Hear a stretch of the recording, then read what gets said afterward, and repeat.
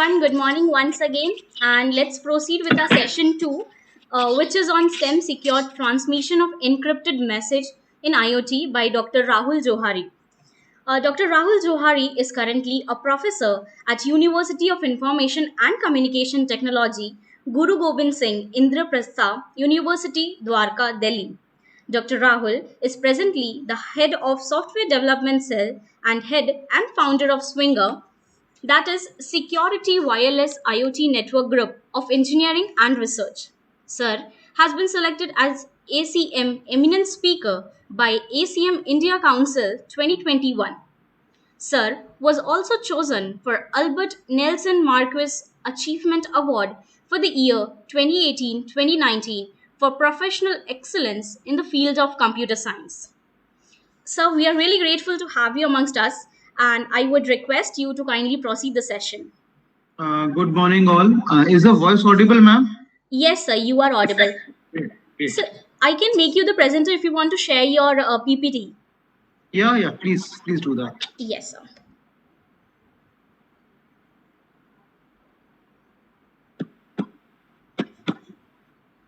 So I have given you the presenter rights. So very good morning to all, and that's on the Saturday.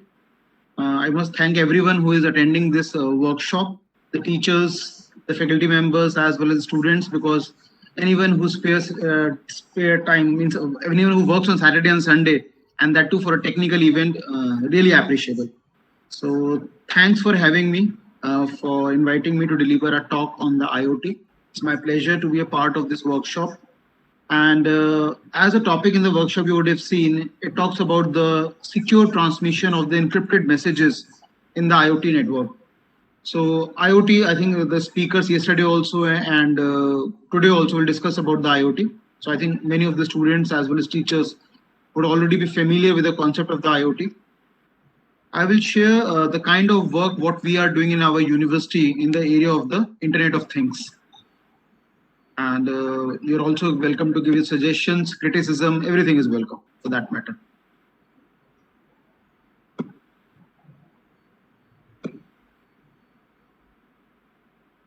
So this is all about me. I'm working with Guru Gobind Singh Indraprastha University in Dwarka. That's my number. You can always WhatsApp me or text me if you've got any doubt regarding any of the content which I deliver in today's talk. And my mail ID is also there, rahul@ipu.ac.in. Now, I have set up a lab there called Swinger, called Security Wireless IoT Network Group of Engineering and Research Lab. Now, what we do in this lab is some of the good quality work in the area of the IoT, in the area of the blockchain technology, in the area of the security, in the area of the wireless network. So these are and the area of the cloud computing. So these are the broad areas in which we actually carry out the work. And in the area of the IoT, we started the work around 2 years back in 2019. And we came out of the very first publication from our lab. It's called Prior Concept Review and the Applications of the IoT.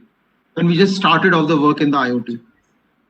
So that was a basic paper where we discussed about the various concepts, various kind of applications where IoT can be used or it is still being used there, and 2 years back. Now the applications have grown up to a larger extent as such. Then since I work in security, we carried out the penetration testing in the IoT network, and the paper was presented in the conference at IIT Patna. And here what we did, we used certain predefined tools. Like we have got PMD, Programmable Mistake Detector is there. We have got TestNG tool. We have got Selenium tool. So we carried out the stringent security testing in the IoT with the help of these tools. And we also wrote our own code in Java programming language to make sure that proper system secures testing can be carried out in the IoT. Then we started the work for physically challenged person. That is one of the area which I'm very passionate about. And I have been blessed that I've been fortunate enough where students have joined me in my work.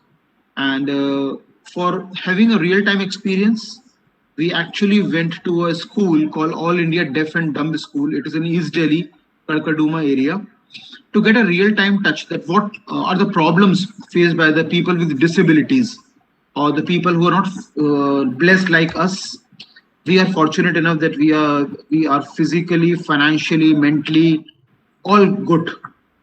By courtesy the God, everything is also good. But what about those people who are not blessed as what we are? So we wanted to design certain tools, we want to design certain websites and various software which can be used by the students who are not that blessed. So we went to the school there. We sat in the class, me and my student there, and we actually saw how the teachers and counselors of these school teach to the students. Because teaching in a public school, teaching in a college, teaching in a university is very easy because the students know for what they have taken the admission. The students are focused in their mission because they want to get a good placement in the final year and they want to get absorbed in the industry. But what about those students who are suffering from certain disabilities? Like it could be the hand-eye coordination, it could be the problem in walking, it could be the problem with the central nervous system, it could be the problem with the internal wiring of the brain, cerebrum, which is seat of intelligence. There could be a problem. So there are so many type of disabilities. So what we decided that we should track or we should work only in one disability. So we chose the field for the visually challenged persons. Now, visually challenged does not mean here blind person. Visually challenged means the person who has certain issues in seeing, but he is not 100% blind. Maybe the person has become visually challenged over a period of time, either due to genetic abnormality or he has met an accident and lost his vision. So now if such a person wants to walk on a city roads, it's very difficult for him because we know roads in India and many of the important cities is virtually encroached by the hawkers. So many encroachment is there. We can see pan walas, we can see chai walas. They've already encroached the roads. So walking for a common man is so difficult. Then what we can think of these persons? So we started working on a system called PNS, Pedestrian Navigation System, for the visually challenged person, and we presented our work in a international workshop on AI for computational social system at IIIT Delhi. That was last year. Then we carried on the same work and we designed an algorithm called TLC, Traffic Light Crossing Algorithm. Now, what does this algorithm says? How a person who is visually challenged, when he approaches a traffic light, how he will be able to cross the road. So that's a big challenge. So we use certain module like object detection module, color detection module. We used, and we also designed the smart helmet, the smart walking stick, wherein we can help the person to cross the traffic light. When the light turns green, he should be able to cross it. We'll raise an alarm in his wearable device, which we will use on his wrist. We'll also generate a small voltage pulse so that he can feel a vibration and then he can start moving or he comes to sudden halt. So we try to design the algorithm for TLC or traffic light crossing algorithm, how we can help a person to move on a city road. Then we also designed a walking stick. And the concept of walking stick for the physically challenged person was first done by Professor Bala from IIT Delhi. So if you want to work in this direction, make sure you read his research papers, or you can read our research papers. We have also referenced his work, and you can pick up the lead and you can start working. Because we also designed a smart helmet wherein we will have the LED bulb which will guide the person in his movement, and so that he doesn't, if he doesn't fall down in a pit or obstacle, and if he, at all he falls down, at least his head will be protected.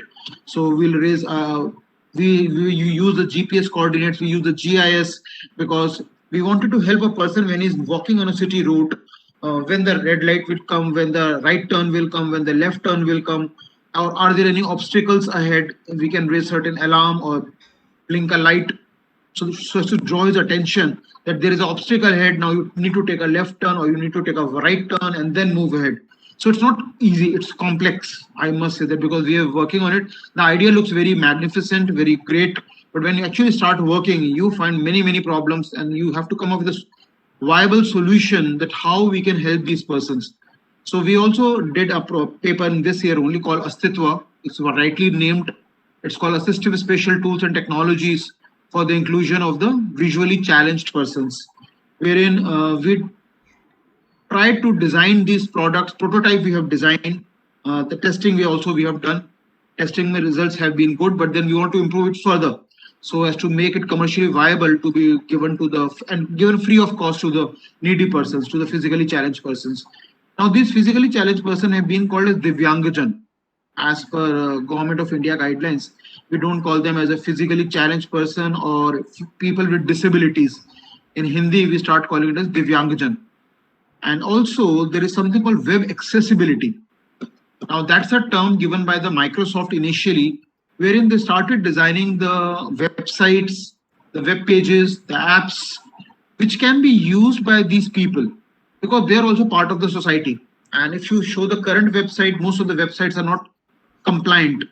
Compliant means there are certain guidelines called W3C guidelines, World Wide Web Consortium guidelines for the physically challenged persons. So whenever you design a software or the web application or the website, you must need to get it compliant to the standards for the web accessibility set up by the W3C, World Wide Web Consortium, by the Tim Berners-Lee's. So it's always a good area, a very exciting area, which I will encourage every one of you. Maybe you are looking for your BTech final year project or MTech final year dissertation, or maybe in the initial stages of the PhD. Pick up this area. The area is very good. It offers a lot of opportunities and a lot of challenges are there. And you can come up with a very good solution to those kind of problems. Because solution to these problems cannot be found by a single person. That's for sure. A different person will have different thought process. They will look at a problem from a different perspective. And we also say there's a very good saying in research, the selection and the identification of a good problem statement is itself a problem. So what I want to do should be determined by my passion.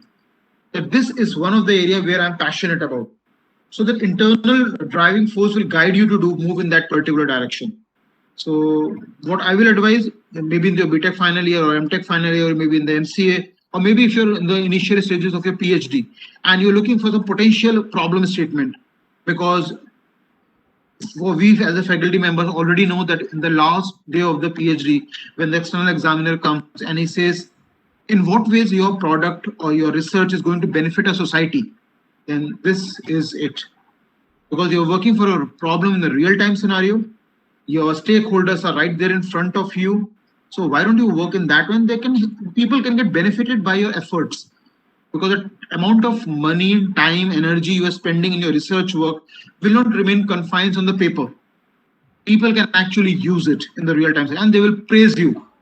They will convey their best wishes to you because when you work for these people, they're very simple because we went to the school, we interacted with the students and we were really touched by their feelings because they're so simple. They don't have any manipulative mind or they are not very shrewd what normal person is actually. So when you start working for these people, you get impressed. And then the internal passion has to be there that, yes, I want to work in this direction so that somewhere somebody can use my product, somewhere somebody can actually see the deliverables of my hard work, of my efforts as such. So I invite every one of you who would want to work in it. You can start it off. And if you got any problem, feel free to get in touch with me. And because I'm working in this area, whatever best help I can provide, it will always be there. It goes without saying as such. Now, this I think many speakers would have already discussed yesterday also. Who came up with the IoT concept for the very first time? So if you Google the literature for the IoT, you will find many people who are actively involved in the IoT. But the real credit goes to Kevin Ashton. He's a British technology pioneer who co-founded the Auto ID Center at MIT. MIT, we all know, it's a world's best engineering institute. And in 1989, he coined the term as the Internet of Things. And he also got nominated for the ACM Turing Awards. Now, we do not have a Nobel Prize in computer science. So then how do we reward people? So what did the ACM did? ACM is the Association of Computing Machinery. They started a Turing Award in the honor of Alan Turing. And we all know the contribution of Alan Turing is immense in the area of computer science and IT. So they started the award somewhere in 1965. And if you count from 1965 till 2020, around 35 plus 20, 55 years have gone by. So considering the population we have got and the number of engineers who pass out from engineering colleges every year, we should have been able to get at least 20 plus awards. But it's ironically to say that we have been able to get only one award. That too, way back in the 1994, when it was awarded to Professor Raj Reddy in the field of the artificial intelligence. That's only the one award we have got. And the award carries the same prize money as Nobel Prize in Nobel Prize in Physics, Chemistry, or Biology. But since we do not have a Nobel Prize in computer science, that's why ACM started the award. But it's almost at that same level, at the same par level. So what we can do as a teacher, as a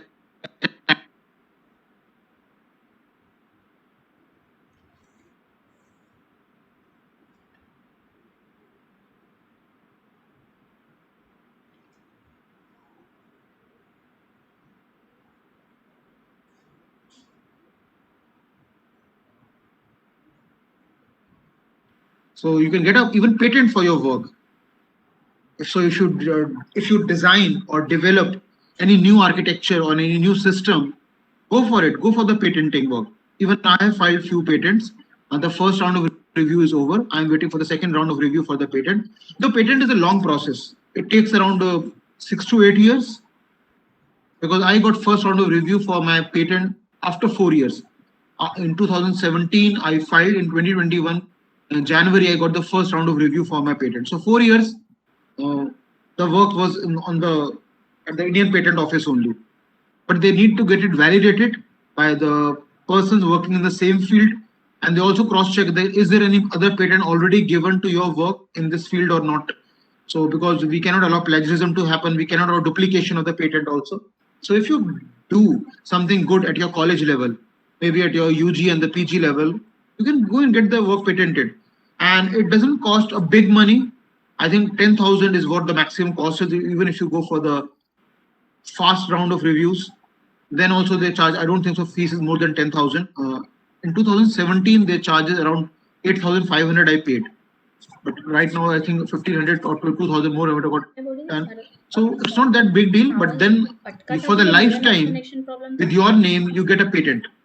So all those of you students who are very bright, sharp, young, and should go for it. Because, but then before going to think of some ideas, because we have got general principle NIC, we say novelty, innovation, and creativity. You need to come up with the thoughts. You need to come up with the ideas. Now, the speakers in today's and yesterday talk would have discussed about the IoT. I will also discuss the applications of IoT. You also come up with a new novel application where you think, yes, this is my contribution. This is my work. And if your work is novel, you can go for a patenting of it as such. Now, today we say IoT comes in a platter of SHIP network. SHIP is SHIP, SHIP network. Now, what does the S stand for? The sparse network or the smart network, because IoT is a smart device. Now, when we talk of the smartness in sparseness, what we actually mean is a device which is Wi-Fi enabled. So we want every device in IoT should work in a network. Now, the world is Internet of Things, but it is not always Internet. I can have intranet also. I can still carry out a communication. For example, I have got two IoT nodes in a smart home network, and they are both in the overlapping transmission range of each other. Then I don't require the internet. Both of them are having their MAC addresses, which is we know is a physical address, a 48-bit MAC address of the two nodes, and they can carry out a communication on the data link layer of the OSI model, because we know physical address or a MAC address works on the data link layer. We have got 7 layers, which all the students know: application, presentation, session, transport, network, data link layer, and the physical layer. And for carrying out a communication in terms of frames on the physical layer, or the data link layer, we require only the 48-bit MAC address of the nodes, and the two nodes can easily communicate with each other. So when we talk of the IoT, it is not always the internet. It can be intranet also, because we require carrying out a communication on the network. So the device has to be smart device. In the terms, it can come on the network. Now, if I'm carrying out a deployment of the IoT in my lab or in an office, the network is very small. The nodes are in the overlapping transmission range of each other. And how do we characterize any IoT node? Depending on its flash memory, depending on its buffer space, depending on its processing speed, depending on its weight. So many parameters are there that depend also its range. What is the transmission range of a particular iMode which you are using in your IoT network? So in a lab environment or in an office, we can have a small network.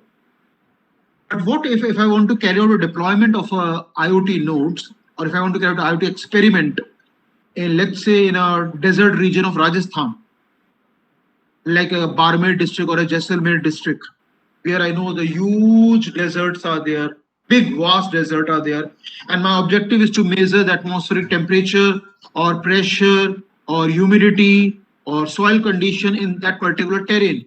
Now I can't have a small IoT network. I need to have a vast area network there as such.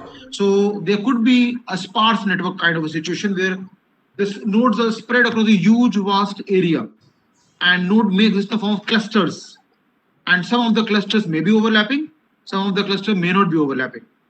So I have drawn few diagrams which I will share in my presentation to show that how the cluster communication can happen.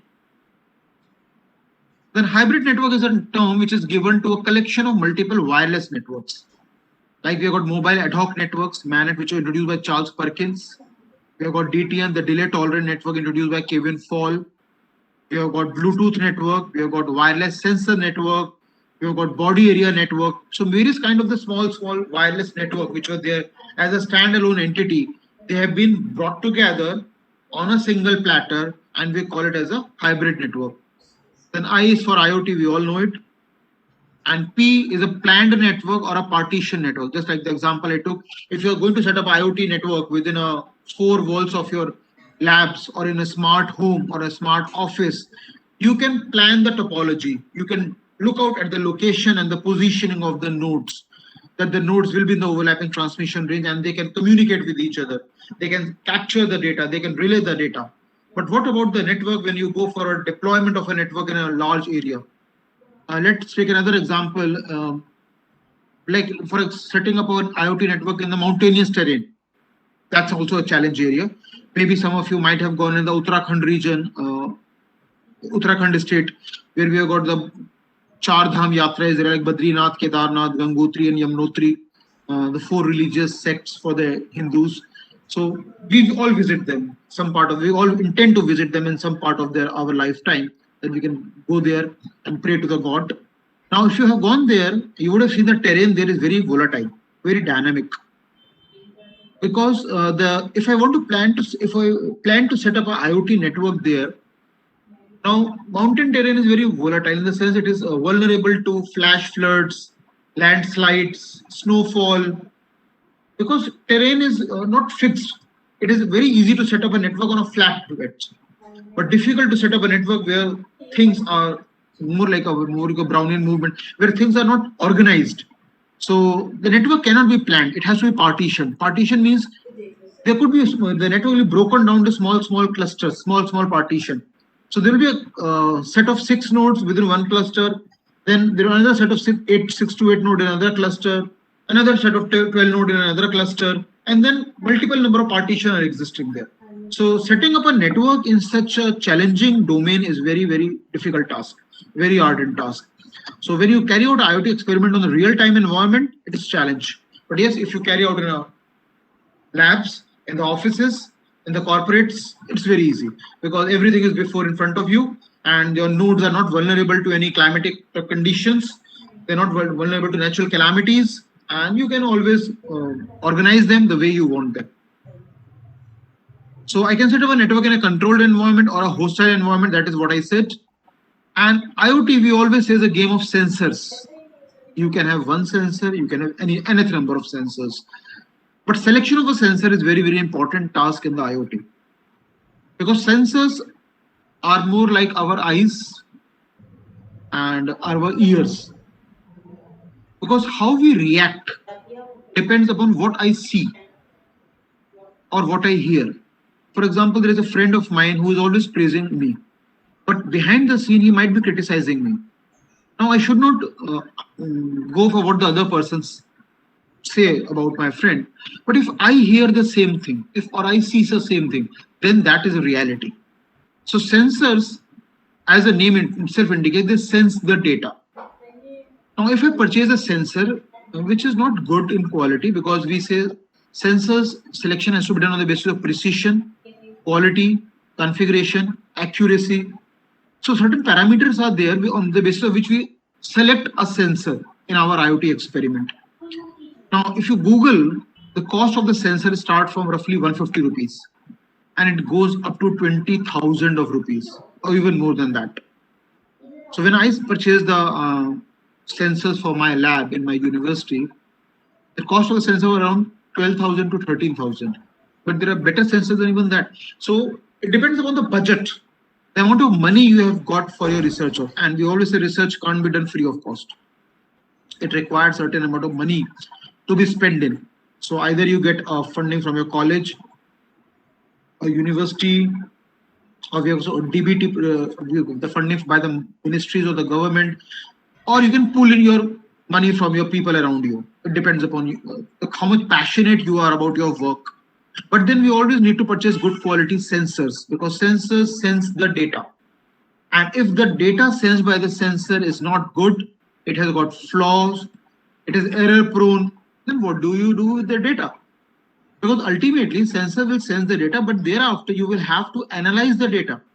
You will have to do the routing of the data. You will have to do you have to apply security techniques over the data. So if there is a flaw in the data, what do you do with the data? That is useless. So we very well say IoT is all the game of sensors. Selection of a sensors is very, very important.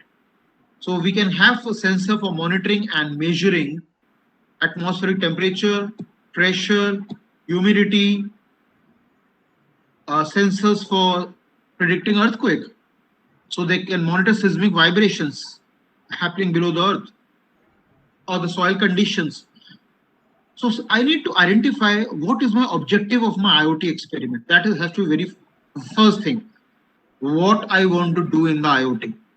What is my aim? What is my objective? That should be clear. So you can spend a good amount of time in identification of problem statement, then jotting it down. That why do you want to do the IoT networking? Why do you want to carry out the experiment in IoT? So that idea should be clear in my mind. So if you're a student, you can talk to your teachers. Maybe in the first meeting, the solution may not come out. But if you go for second meeting or third meeting, yes, a good problem statement can be identified that this is what my aim or objective for carrying out the IoT experiment is. And then, yes, we can go for the purchase of the sensor. Now, sensor perform unitasking. They are multitasking. I can't expect a sensor to do nth number of jobs for me. So we say all the sensors come with a predefined task, with a predefined purpose, and they will do that job to the perfection, nothing else. So I can have a gas sensor, LDR sensors, alcohol sensors, smoke sensors, water flow sensors. Water flow sensor, I think it's very easy. You would have seen your overhead water tanks in your houses or in the apartment or society. We have got a water flow sensor which keeps on checking the water level in the overhead tank. Then the rain sensor, PIR sensor, touch sensor, photo transistors. And these are only 10 or 12 sensors I'm showing, but in reality, more than 50 sensors exist, or maybe even more than that. And every sensor does a defined task. You can't expect a smoke sensor to predict for the earthquake also. You can't expect alcohol sensor to tell you about the atmospheric temperature and pressure also. They won't do. So we need to identify what my purpose of carrying out the experiment in IoT is. And then accordingly, you need to purchase a sensor. And then again, single sensor will not do the job because you are going to carry out a case study and you need to have a sample space so that you can carry out deployment of the sensors. So you need to have at least 10, 15, 20, 25 sensors. So single sensor will not do the job for you because it's a collective result on which you can do the analysis. And the analysis comes after the data has been captured by the sensor. So I always say sensors selection is very important. And you need to have a good quality sensor. There's certain companies, I'm not advocating anyone, and neither I'm a media guy who will appreciate, but there's certain like Texas Instrument is there in Bangalore. We call it TI. They are good. In the sense, they build the good quality sensors. The quality of the product is good. And if you are doing, if you are a researcher who would like to write a research paper after carrying out your IoT experiment, you can even write in your experimental setup that I carried out the experiment by purchasing the sensors whose configuration was this, and they were procured from Texas Instrument or TI, because the credibility of your work gets increased, that you have purchased a sensor. Or there's another company like SenseNuts is there in Delhi. Many companies are there all over India who are into the sensor business, and you can purchase a sensor from such a company. They will also sign the MIU. They will also give you after sales service for your product. So don't purchase cheap quality or low grade sensors by any of the companies. And for the research work, we require a sensor which we can actually program also to some extent. So selection, I always say, is very important. Now, what do you do with once you got the sensor? You will carry out the deployment of it in the real-time scenario. So we have got something called IoT device lifecycle. Maybe some other speakers might have talked about it. So what do we do? First of all, we carry out the deployment of the sensors, or what we say iMotes, in the real-time environment. Then once the deployment has been done, I do the monitoring of it. That what is the health of my sensor? Let us take another experiment. I want to study the flora and the fauna on the ocean seabeds. So I want to carry out the IoT experiment, something like that. And we know oceans are badly affected by our waste, the pollutions. They are badly polluted. And also in the times of COVID, which started last year in March from Wuhan, from China, Wuhan in China, we all know since then we have used nth number of masks, nth number of sanitizer water bottles, the PPE kit, and we as a human race are trying to protect ourselves, and that's good because ultimately human race is an intelligent race. But at the same point of time, we are not able to design the biodegradable mask or biodegradable sanitizers or biodegradable PPE kits. And as a result, we are dumping every day millions of masks and water bottles and sanitizer water bottles into the garbage. Now, ultimately, where does all garbage will go? Either you dump in the soil or you throw into the water bodies. So using through the drains and rivers and seas, ultimately everything will go into the ocean seabed. And maybe another 10 years, the entire aquatic and the flora and the fauna from the ocean seabed might get wiped off by our actions. Because we as a human race, in order to protect our own self from the virus, we are badly damaging the nature. So keeping that study in mind, let's just say I want to carry out the study for aquatic flora and fauna on the ocean seabed using the IoT experiment.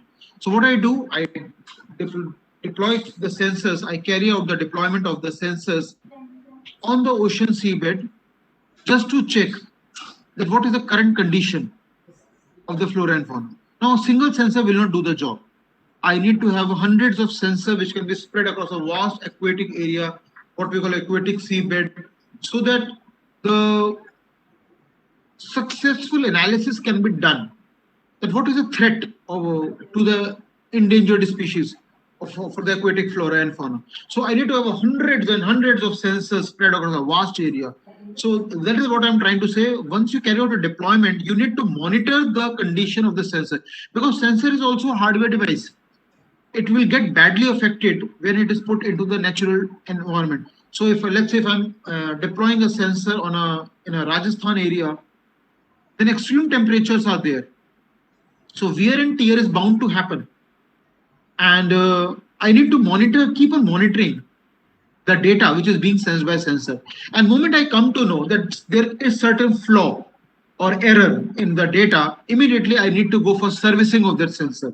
Now, servicing means either you replace the sensor or you repair it.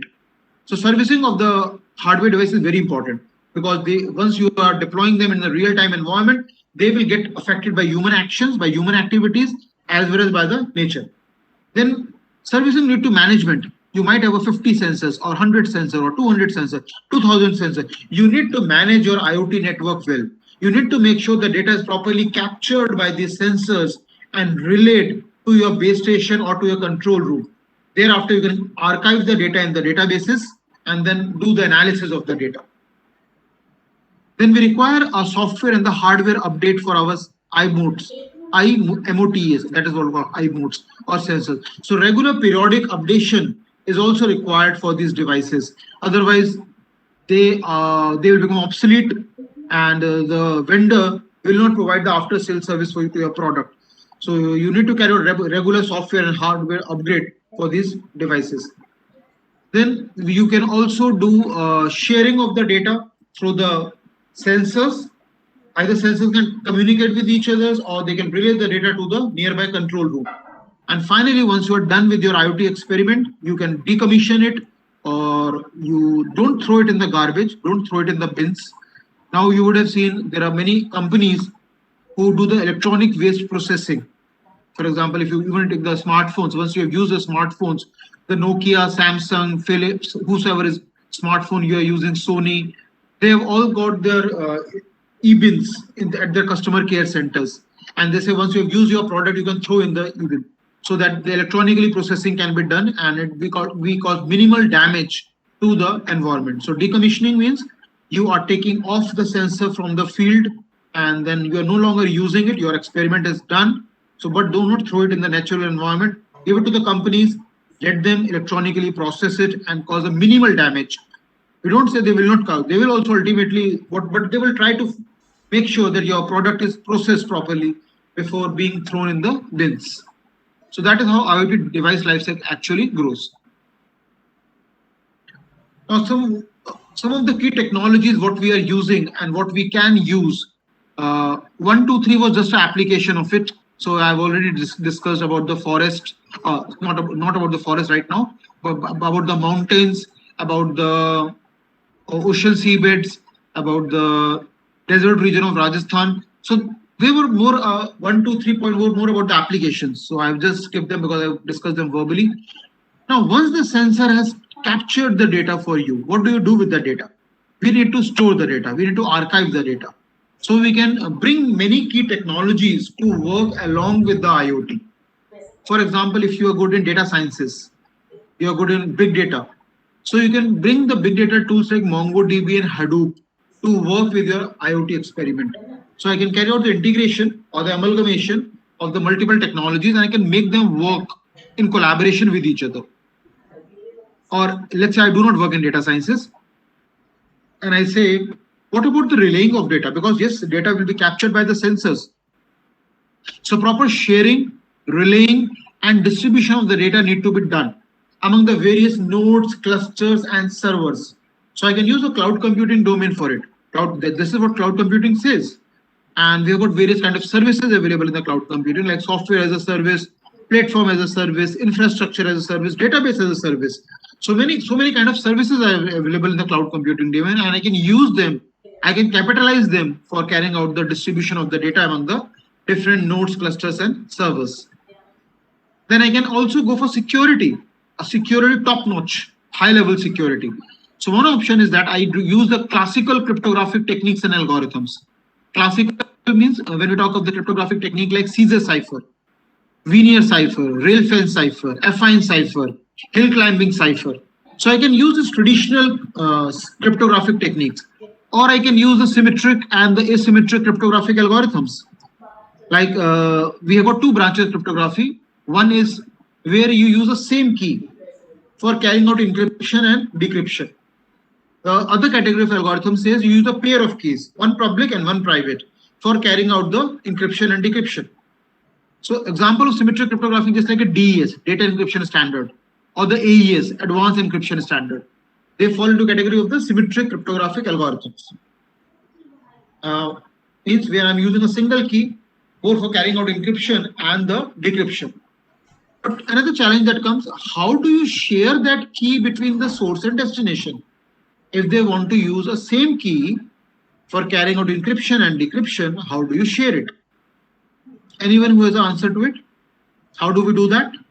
I don't know whether students can unmute themselves or not, or they are in the mute state. Can they unmute? Oh, no worries. We have got an equally good algorithm called Diffie-Hellman. Diffie-Hellman key exchange algorithm, very popular algorithm. Now that's the algorithm which was introduced by Diffie and Hellman. That's the name of these two scientists, computer science scientists, who developed this algorithm. That how do I carry out the sharing of the key between the source and destination for carrying out the security of the data, for carrying out the encryption and decryption. Security is a byproduct that will come out if you do a good quality encryption and decryption. If I'm using a asymmetric cryptography, that means I use a pair of keys, public and private. And the popular algorithm is just like a RSA, Rivest, Shamir, and the Edelman algorithm. Very popular algorithm where we use two keys for carrying out encryption and decryption, and we start with something like P and Q to large prime numbers. So they use the prime number concept, and the full-fledged algorithm is there. I can use that for carrying out security in my IoT, or I can use a blockchain technology. Now, blockchain technology is a very popular technology. It has come in very good in the last 4 to 5 years, and not many people are doing a work in the area of blockchain technology for carrying out the security of the data. Because you need to have a good cryptographic technique or algorithm, or use a blockchain technology. Now, blockchain technology uses a hashing technique, and the very popular hashing algorithms like any hashing algorithm. Is my voice audible? Anyone can say quick yes or no? Yes, sir. Yes, sir. You Okay, are okay. properly Yes, audible, sir. sir. Right, fine. Thank you. Thank you so much. So we can use the algorithm like MD5, Message Digest 5, or I can use the SHA algorithm, Secure Hash algorithm. So there are many predefined hashing algorithm I can use in my blockchain technology. And alternatively, I can write my own hashing code. So if I'm using a proprietary part, if I want to design my own blockchain algorithm, then definitely I can do that. And that will be a good way when you can contribute your own code, own hashing technique, and carry out a good level of security in your blockchain. So I work in the blockchain technology. Maybe we'll discuss another day more about the blockchain, but we require a good knowledge of hashing for carrying out the good quality research work in the blockchain part. Then we can also go for data analytics. Now, data analytics comes under the broad category of the data sciences. So if you're good in maths, if you're good in statistics, go for it. Because data analytics is primarily meant for mathematicians and less for the computer science graduates. So you need to have a good solid knowledge of the mathematical. You can work for hours and hours. You can write your own code. You can use a predefined tools and techniques. Like we have got various number of the supervised and the non-supervised learning algorithms in the artificial intelligence. So I can use k-means, I can use clustering, I can use support vector machines, SVMs. So various kind of the supervised and the non-supervised algorithms they are in the field of artificial intelligence. Or I can go for deep learning, wherein I can use the neural networks. And I can write my algorithm to analyze the captured data to take some logical decisions. So the field of IoT is vast. It's very, very vast. And we say a lot of work is going to get done in the next 8 to 10 years. Because you can also bring multiple other technologies to work along with the IoT. So just like what I've shared on the slide, I can carry out a research work, or I can design an experiment wherein I can use the best of the IoT as well as cloud computing, or the integration of IoT with blockchain technology, or the IoT along with the artificial intelligence or deep learning. So it depends upon your vision, how much you would like to expand and how much you can visualize. I'm still working on it. This is just a small part of it. Maybe I will keep on working. More ideas has to come out, because I always say, especially for the UG and the PG students, come up with ideas. This world is only works on your ideas. So if you're able to think idea, you have done half of your work. So what you say, all the whole idea-thon, you need to sell your idea. Sell means you get it patented so that you can earn a royalty for the lifetime. So come up with a good idea, come up with a good architecture, come up with a good mechanism, come up with a solution to a given problem. And then you can see you rule the world. So you don't have to go for these companies for the placement drive. These companies will approach you. So make yourself sellable. Make expand yourself. God has given immense capability to a human being. It is just you who have to realize it, how much potential you have got. So push yourself hard, work hard, because I have seen in my own lifetime. I've been teaching for quite a long time. I've seen students who did not do well in class 12th, but when they came to BTech, uh, they worked along with me or with other teachers. I've seen so much improvement in them, and they all got placed in the good companies in the final year. And equally, the fact is that there were very good students who have done very good percentage in class 10th and 12th and who failed miserably in the BTech. They did not do well. So there is no defined benchmark for it. It all depends upon, it all boils down to a single individual. How much he would like to challenge himself, how much opportunities he takes, how much he capitalizes on opportunities, and how much he expands himself. So how much work hard you do, that depends upon ultimately each and every student. Your past performance does not speak of your future prediction. Just like in the stock market, which says the same thing applies to, I've seen in the computer science and IT. The person who are 90 percentile in class 10th and 12th, they failed in BTech and they did not do that well what was expected from them in the UG and PG. And the people who were not so good, they came from financially poor background, but they did magnificently well in their UG and PG. And not only their success helped themselves, but also they lifted their family level. Because the people who come from very illiterate background, poverty driven, they are much more passionate, they're much more hardworking because they have seen that part of the life which is very difficult. So they do well. So I think it's for everyone that they expand yourself, and technologies keep on evolving. So what cloud computing and blockchain we have got today, if you spend your time in it, energy in it, efforts in it, you will definitely get a good results for it. No doubt about that. Now, what could be some of the applications? So I just pondered it down and wrote some of them for you, like automatic refilling of the water bottles. For example, we have seen nowadays, let's say we got a smart home, smart offices are there. And let's say I've got a smart home. Smart home means you've got smart TVs, smart refrigerators, smart appliances. Everything is very smart. Smart in the sense you are Wi-Fi enabled. Your devices can work on the network. They can communicate with each other on the network. That's how the typical smartness we say. So smartness in terms of the communication, smartness in terms of data capturing, smartness in terms of data analysis. So the devices are very smart. So nowadays we ought to see football tournament is going on. Let's say Euro is going on or UEFA is going on. Now in the night I'm watching these football matches, lying on my couch or my bed, and the water in the water bottle in my refrigerator falls below a threshold value. So what will the sensor do? They will sense the data, and immediately the sensor will flash the information. That search for a human where he is. Now I've got smart microwave, smart television, smart washing machines. So all of them will start searching for me. By using object detection module and color detection module, they will track me. That I am smart TV will inform to the smart refrigerator that the person is sitting right there in front of the couch and he is just lying down doing nothing. So immediately the message will get flashed on my smart TV that it has received the message from the refrigerator that the water in the water bottle has fallen below a threshold value and it is a time to refill it up.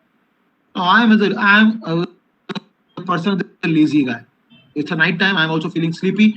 Now, what I will do that depend upon me. But the devices have done their job successfully.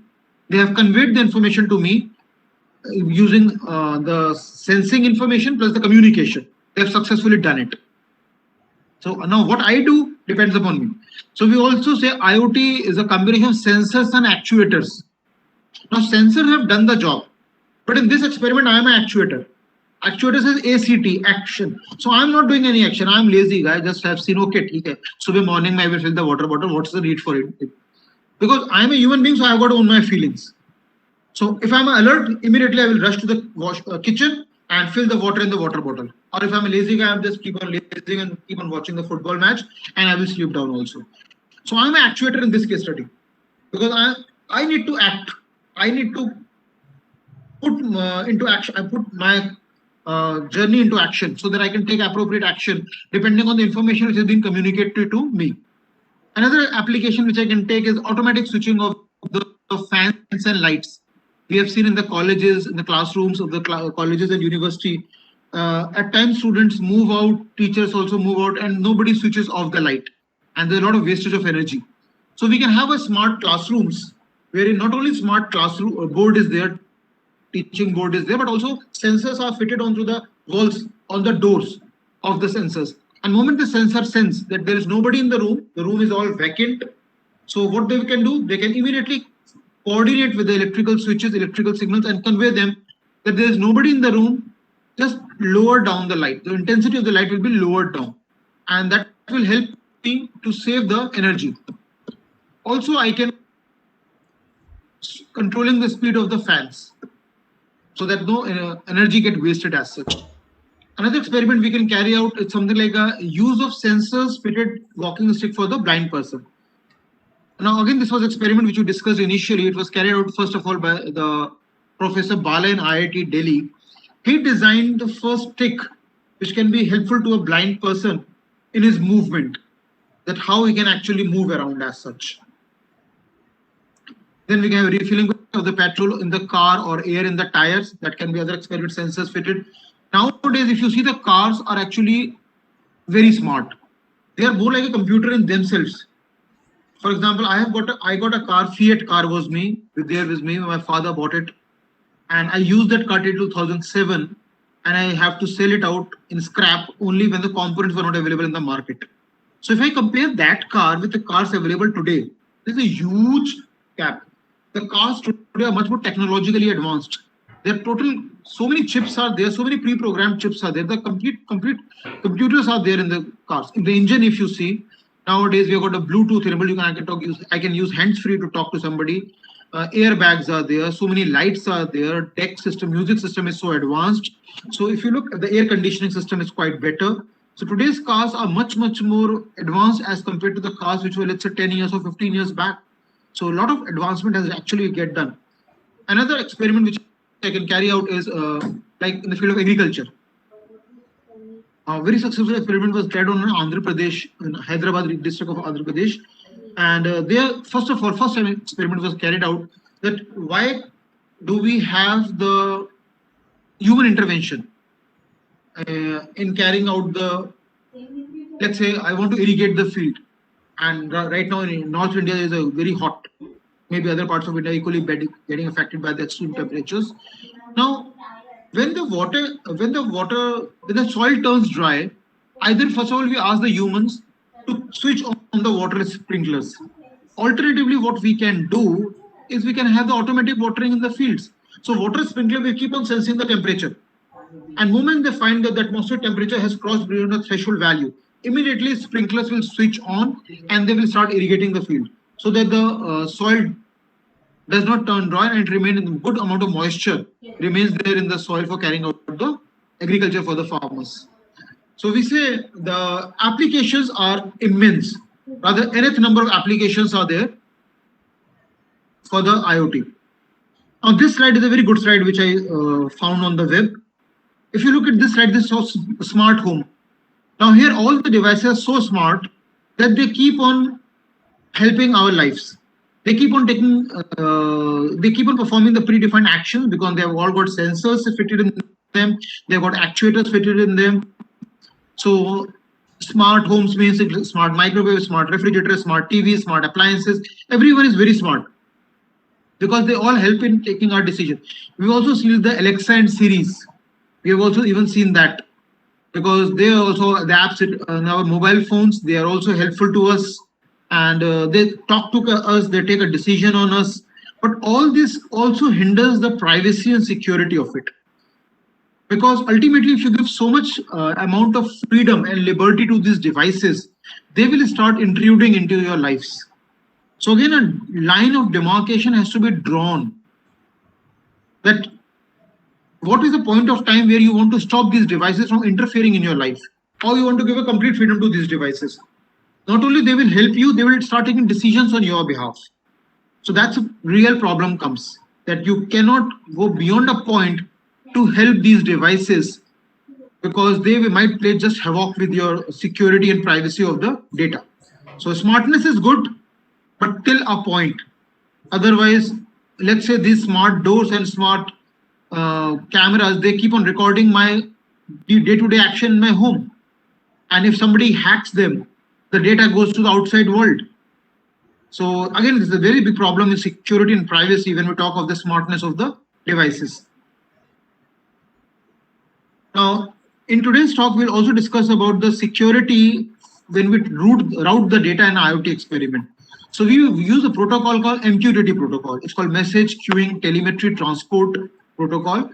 It was first introduced by Dr. Andy Stafford and Alan Nipper. They came up with the very first time that let's come up with a protocol for routing of the messages in the IoT. And they were also shortlisted for the Turing Award, but they never got it. But the protocol is very good. It's workable, very fine. Now, let me discuss about the MQTT protocol because we don't have that much amount of time. So what I will do, I will cut the long story short and discuss about directly come to the MQTT protocol. So let me come to that slide directly and graphical slide so that you can just have it in one go rather than going to theoretical slides of the. Just a moment, let me share that.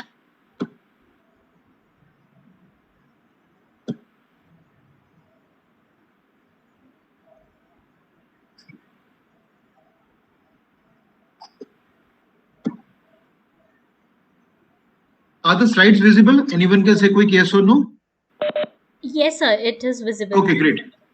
So we talk of the security issues in Mosquitto protocol using publisher subscriber model. Now here, initially in the entire setup, what we'll have is a web server or application server for that matter.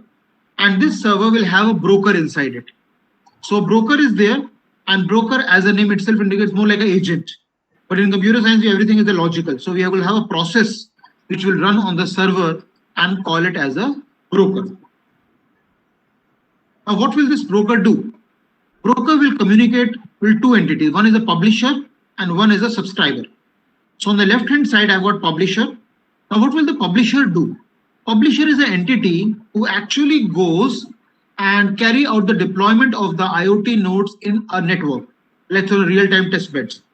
For example, I set up IoT network in let's say take the same example in the Jaisalmer or Barmer district of Rajasthan, and I have laid down the sensors there, and I'm capturing a real-time atmospheric data pertaining to atmospheric temperature or pressure or humidity.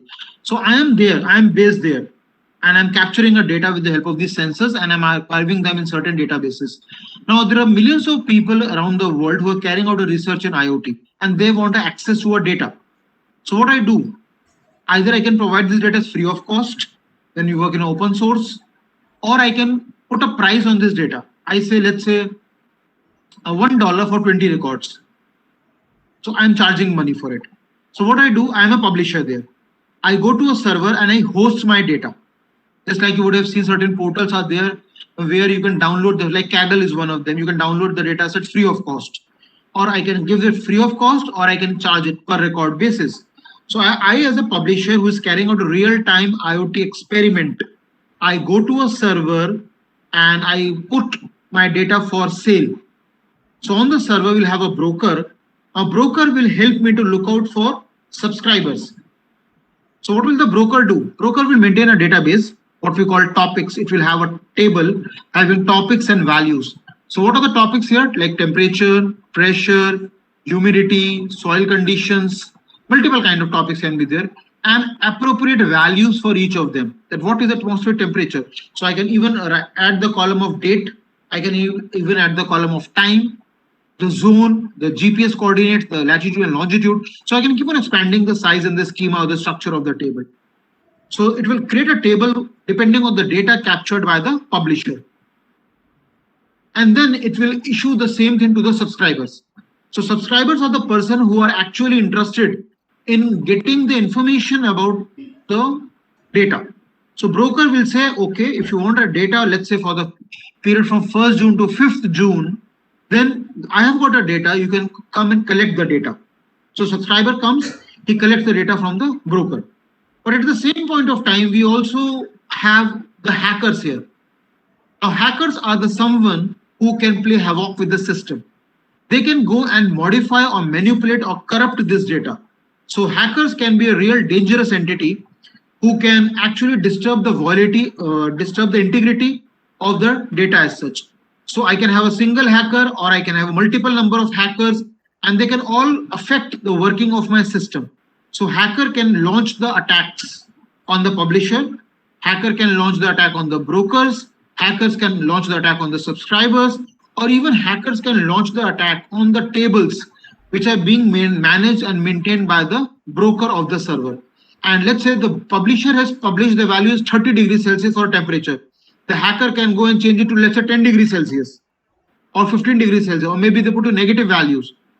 So the hackers are real dangerous in terms of when we talk of security in the IoT, because if you cannot prevent the hackers from intruding your data, they can launch many kind of attacks. And those of you who might be working in the area of security, we have got like man in the middle attack, brute force attack, dictionary attack, birthday attack, masquerading, modification, spoofing, distributed denial of service attack. So many attacks are there, which are continuously being launched by the hackers on the web. And not only hackers, you've got script kiddies also, hacktivist also. Hacktivist is much more dangerous than the hacker. So these are the persons who are actually prying on the data on the web. That wherever they found the data, they can capture it. They can modify it. And modify since the data is all logical in nature, the source or the destination means the publisher and subscriber will not even come to know about it. Because let's say I as a hacker change the value of the data and you will not come to know about it. As a subscriber, you will just see, okay, this is the amount of data available on the broker level. You will pay the price, get access to the data.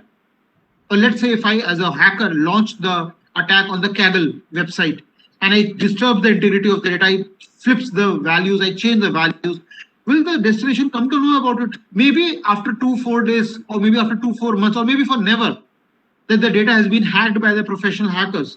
So security is a big problem when we talk of the sharing of the data or the relaying of the data over the IoT network. Because here we don't have a wired network. We have got a wireless network. And the dash line indicates the same. The arrows are all dashed. That means the communication is all over the wireless. And we know in the wireless network, the three biggest problem are SRS. SRS is not for software requirement specification. We are talking of security, range, and the speed. They are three biggest problem in the wireless network.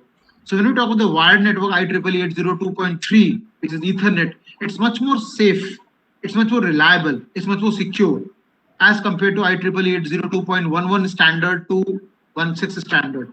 Because in wireless network, one of the biggest problem is the range of the devices. What is the transmission range of a device? Then another problem is all the data transmission over the air, OTA. So it's vulnerable to attackers. They can capture the data, they can hack the data, they can flip the bits of the data. Then we have a problem with the speed. In the wired network, speed runs into gigabits and terabits and pentabit per second using optical fiber cables. But in the case again, the wireless network, we are all transmitting through the over air. So you can't reach the speed till that level what the wired network is offering.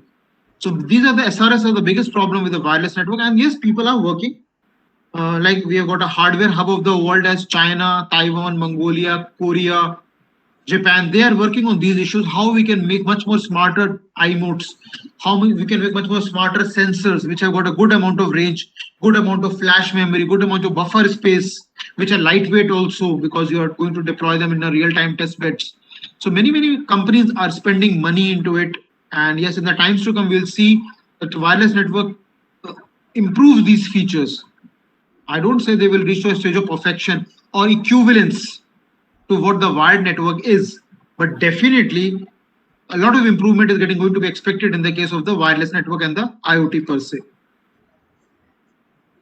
Now, again, I will not go much of the theory. Let me come to the simulation. Let's discuss some simulation. We still have a time. So we'll be able to show the simulation in IoT because I want the students to actually work on the simulation aspects so they can see how the things work. Now, when we talk of simulation, we work in two tracks, either software track or the hardware track. Hardware track, we require the Arduinos, the Raspberries to carry out the emulation level. But here in the talk today, I will discuss about the software simulation part and how do we do that. So let me share the sites which are very useful. You can also open it your own system. I will be sharing the URL. Just a moment.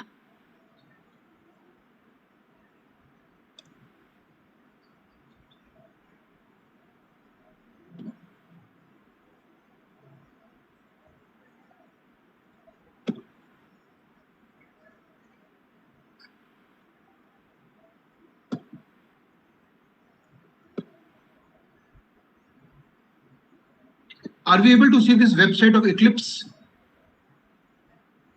Are we able to see that? Yes, sir. Yes, sir. It is Great. visible. So what? Thank you, ma'am. So what Eclipse Foundation has done, they have designed a client called Eclipse PAHO Java client. So we need to have a good knowledge of Java to actually carry out a communication using this PAHO client, which has been provided by the Eclipse Foundation for carrying out the routing of the messages. Because first of all, messages need to be routed on the network. Then only you can talk of security of these messages. First of all, the message has to be routed. Then if it is being routing is being done, then we can come to encryption and decryption. Then we can also bring the blockchain technology for the carrying out the transmission of the data. So I share this URL of the chat window so that you can also open it on your machines. All the students who are attending the talk. Let me do the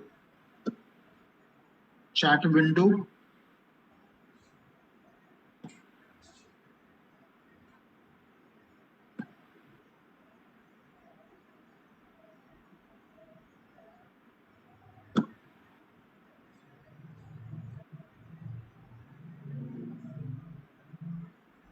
Able to see the chat would be strange. Record, manage audio.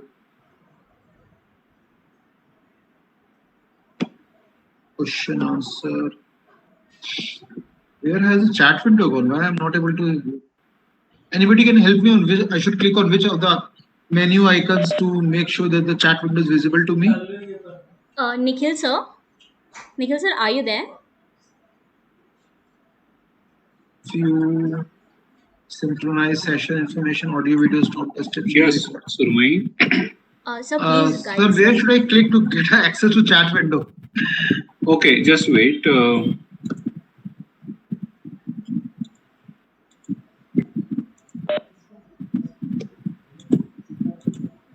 Now you can see the chat window. It's not there on the It is on the bottom side where we can see the panel list and the view all attendees. So I need to do stop sharing to go to that. I should not. I have just activated the chat box over Okay. here. So it's question and answer window. Is that No. what you are saying? No. No, on the bottom side where all the panel list are being Yeah. listed, below Okay. that we are having the view all attendees. Yes. Okay, if it is open, that chat box it is on. If it is not open, then on the header side, participant. After that, you question and answer. Then after that, polling. Then you can see the one arrow, option arrow.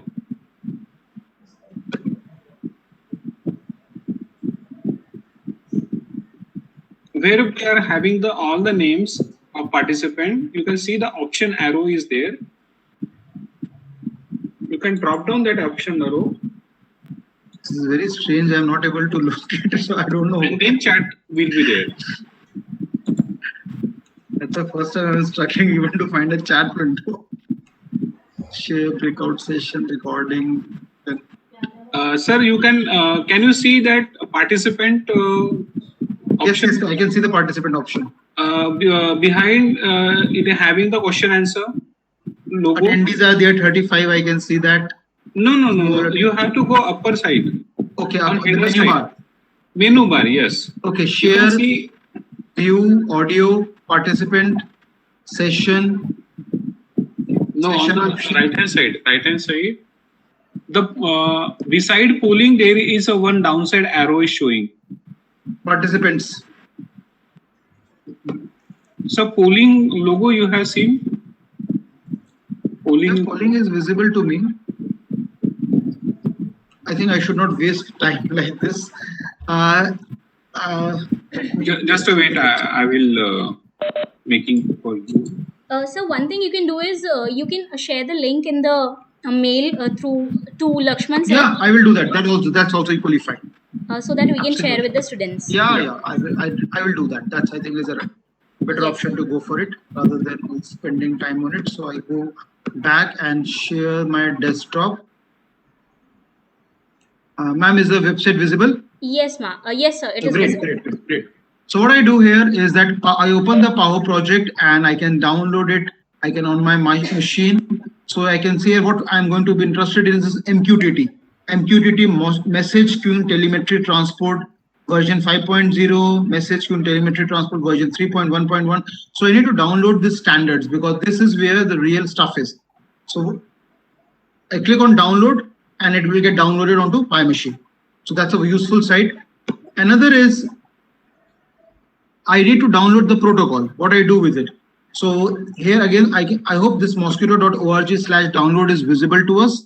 And I can see here the source is there, mosquitto 2.0.11.tar.gz file.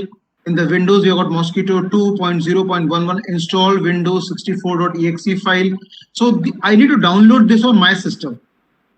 And once I will download it, I need to carry out the unzip it. I need to carry out the configuration and the deployment of it so that actually the protocol is now available for working on my machine. So what I have done here is that I have already downloaded on my machine. So I go to the C drive, I go to the program files, I go to the Mosquitto protocol. Mosquitto. Ma'am, is it visible on the Mosquitto protocol on the machine? Yes, sir. It is visible. Great. So I open the Mosquitto folder here and I can see here multiple number of the files are available here. So what I'm going to concern with on is this Mosquitto, which is the application file, a 332 kilobytes file, because this is a file I'm going to be interested in. This is a protocol. Mosquitto is one of the protocol we use for the routing of the messages in the IoT network. So I want to have access to this protocol. I downloaded it from the website. I have just shown you the website. I will mail the link also so that you can also download it on your machine, or you just Google it. Right now, even you can Google it, download Mosquitto. The link will come onto your machine. So this is now ready for use as such. Now, what is the other thing I require is the access to the code. So what I do here, once I've downloaded the Mosquitto, I go to the code. Let me show the code. The IoT code, which is available on the website itself. Now what I've done there, I have downloaded the code onto my machine. So I will share the code also. Yeah. Is the code visible? A quick yes or no by anyone? Yes, sir. Yes, sir. Great. So if you can see here, I've downloaded the code and I open the notepad. It's called Notepad++. Again, I will share the URL of it to sir. You can get access to the link from where you can download the URL, or I will directly mail this Java file to you directly. So whatever code I'm discussing, you will get access to it and you can run it on your machine. I will even show the way how to execute it. So what in the very first few lines, if you see here, what we are doing, we are importing, because if you are familiar with the Java programming language, we are importing the required classes and interfaces of the Mosquitto protocol. So we say import org.eclipse.paho.client.mosquitto version 3 and then the Mosquitto classes. That is what we are doing as it. So we are importing all these required classes and interfaces for the Mosquitto protocol. Then I go and define the class called Mosquitto publish sample, a class wherein I'm going to write the code. Now this code I've downloaded from the web. I have not written this code. So I will share the same code to you without any modification. I will just share the simple plain vanilla code with. So we define the main function. So what we write the code public static void main string args. Now, if you're familiar with the Java programming language, it's good. If you're not, don't worry. Why we're defining it as a public? So that the Java virtual machine can get access to the main function. That's what the objective is. Static, why we're defining it as static? Because we know in Java, the main function is encapsulated within the class. Now, once the main function is there within the class, how will the JVM get access to it? Now, what is the solution to this problem? You declare the main function as independent of the object of a class, and that we can do it with the help of the keyword as static. So that's why I'm using the keyword as static. Void is a return type. We all know that.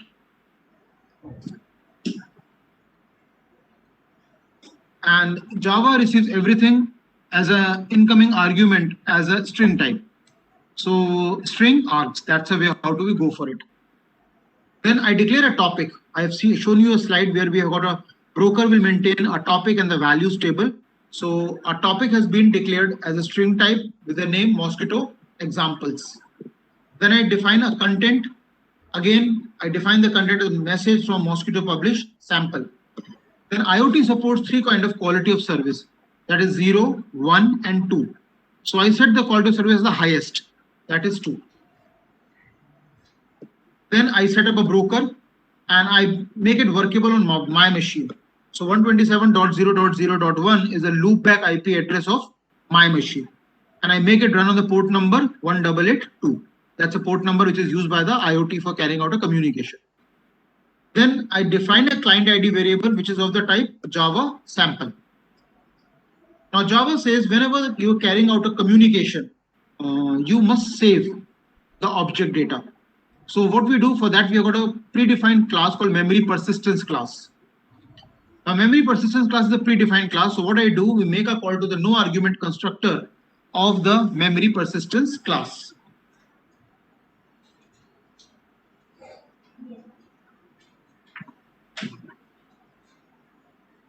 Now Java also advises us that whenever we write a code, we must write within the try catch. That is, we must properly exception handle it. Otherwise, it will throw the problems. So what I do here, I make a call to the 3 argument constructor of the Mosquito client class and pass the information about the broker, the client ID, and the persistence. So broker, we know, we have already set up a broker. It is running on the port number 1882. Then client ID, we have also specified here. It's a string, a simple string called Java sample.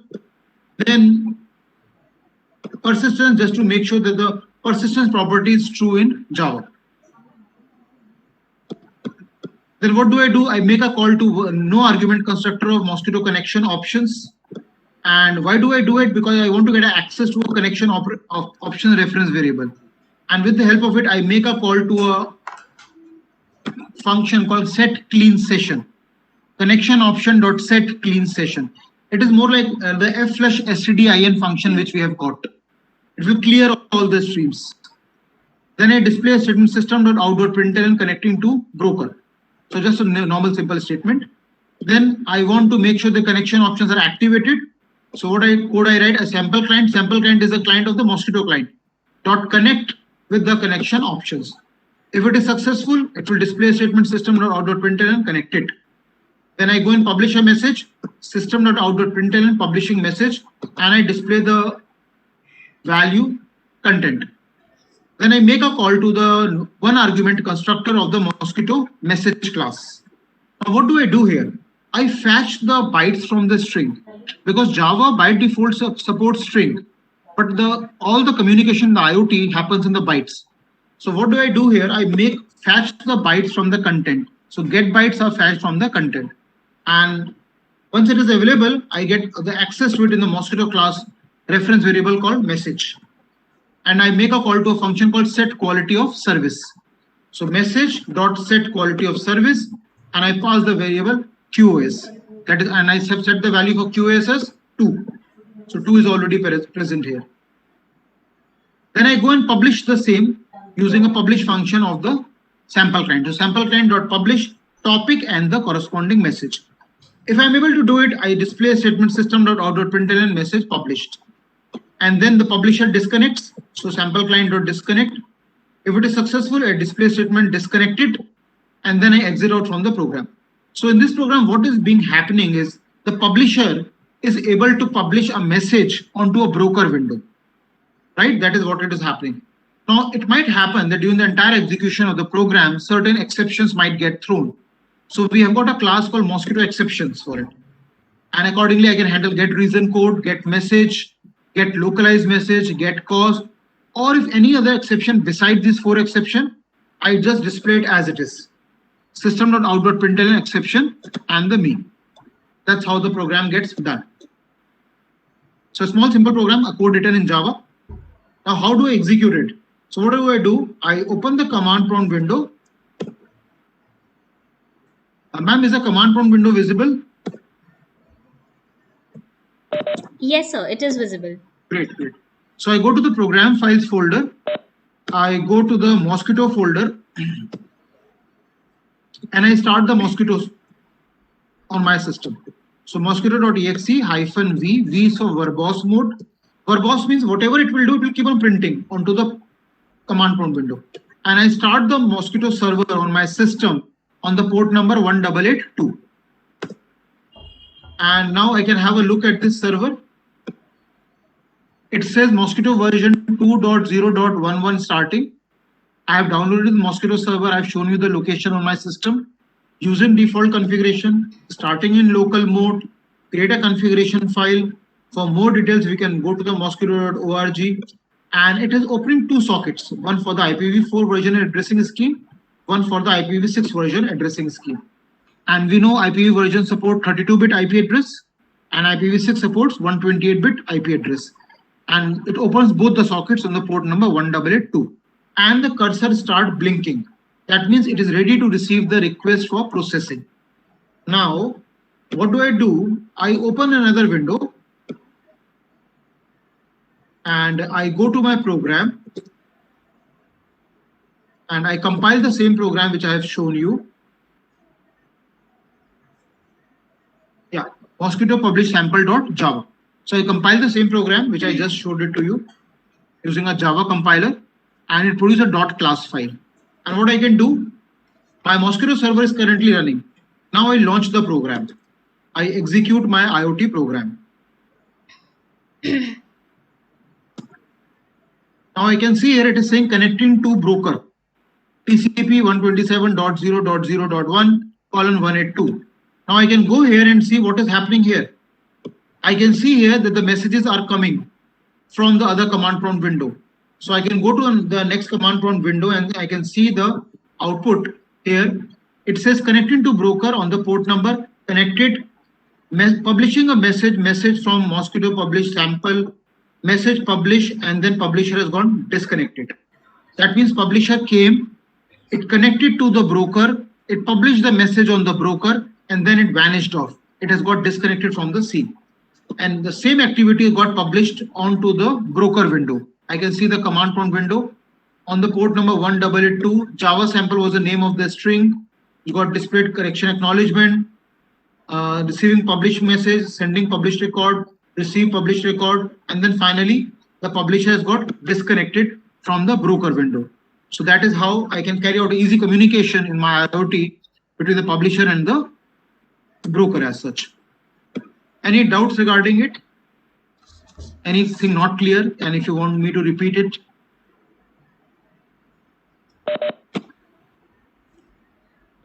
So participants can put their queries in the chat box to you. Okay, fine. They cannot unmute themselves. Okay. Yes. So if there is any query, let me know that I can help the students to understand it. Yes, sir. Because simulation always throws challenges. It's never easy when you do it for the first time. But since we have already done, so we know it. Correct, sir. Yes, sir. So is the presentation done? Yeah, ma'am.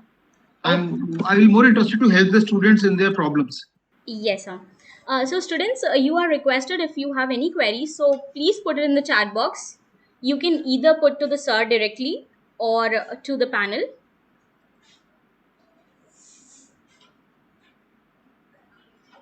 So if you can see this, students, if you can see this Eclipse PAHO Java client, this is what I'm using in my program. It's an open source client built by the Eclipse Foundation for carrying out a simulation work. And you can see here the documentation getting started. This is what the code is which we have just discussed. The entire code is available free of cost, open source. Should not be a problem. You should be able to execute the program. So in the weekend, so tomorrow you have got off. If you're interested in IoT, go for it. Also, one more thing you need to do for executing it, you need to download a jar file, because you might have a problem in getting access to these PAHO client packages. So what you can do here is, I will again share the URL. Normally the Mosquitto protocol itself pings you that you download this also. Even if it doesn't ping you, you need to download this jar file. Jar file is a Java archive file. If you can scroll it down, yeah, org.eclipse.paho.client.mosquitto version 3 1.0.2 sources.jar. So you to go and download this jar file. This jar file will also be required for carrying out the IoT simulation. So what I require three things overall. First is the access to the code. Where is the code? This is the code. So I'll be sharing the URL of it so that it becomes easy for you to execute the program. I require two more things. What are those two things? First, I require the Mosquitto protocol. So from where the Mosquitto protocol will come, let me share the URL. I've already done it. Yeah, this is Mosquitto protocol. I need to download this Mosquitto 2.0.11 install Windows 64-bit exe or 32-bit exe depending on my system, configuration of my system. So I need to download it, unzip it, and configure and install on my system. Last thing, I need to download one more thing, that is a Java archive file, so that does not create a problem on your system. So what is the URL for it? As we have just seen, this is the URL for it. org.eclipse.paho.client Mosquitto version 3 sources.jar jar file. These two jar files are required. That is all from my side. I'll be happy to take the queries. If the student has a problem, please let us know. Thank you, sir. Sir, could you see any chats on your screen? Like if they have texted to you? No, ma'am, I am not able to see. Please, you can, if you can let me know what they are asking. Okay. It doesn't seem any questions are there, because on my screen also I do not have any chats. The reason would be because you have explained the things so easily and so simple. Yeah, it was really you explained things in a very simple manner. So yeah, that was great, sir. That was a great session. Thank you so much for sparing out your precious time with us and gracing the event with your valuable information and research. I think many students would be interested in contributing to your research work and would make their idea and get it into the solutions. So yes, sir. Thank you once again, sir. My pleasure, ma'am. Welcome. So thank you so much, sir. My mail ID rahul@ip.ac.in. Students can always drop me a mail if they've got any doubt regarding my talk. Yes, sir. What you were saying, something, sir? Yeah. Thank you so much, sir, for giving the experts solution how we can go for the simulations on this way. Students are more habitual to go for the hardware, but from this onward we can going more to the software. Yeah, sir. Also. They can try simulation also. It's free of cost. Open source. They don't have to pay anything. Yeah. That is the way of that we can put it this kind of workshop to the among the students. Right. They will having this kind of knowledge, and that is the we can say the outcomes of my course that is to be there. So thank you so much for giving some precious time to hear. This is Center of Excellence we are working on over here. I am Dr. Nikhil Vivkhare. First of all, I have contacted you on maybe December on that day. We got actually permission from the IEEE, the recognition team that we required. So we are going for the pending of this kind of workshop. But now, once we are having this kind of opportunity, in future also we can meeting for STTP we are planning. Then international summit we are planning where you can contribute your knowledge on that scale also. So thank you once again from my side, Department of Electronics Engineering, then Center of Excellence and College of Engineering. Thank you. Welcome, sir. Yeah. Thank you for having me, and thank you all the students for attending the workshop. Thank you all. Yeah. Okay, sir. Thank you, sir. Yeah. Welcome, ma'am. So students, we are left with our session 3, which is to be held on 2 p.m. So I request you to continue at 2 p.m. again, which is on IoT in medical applications. So till then we can have a short break. and we'll be joining again at 2 p.m.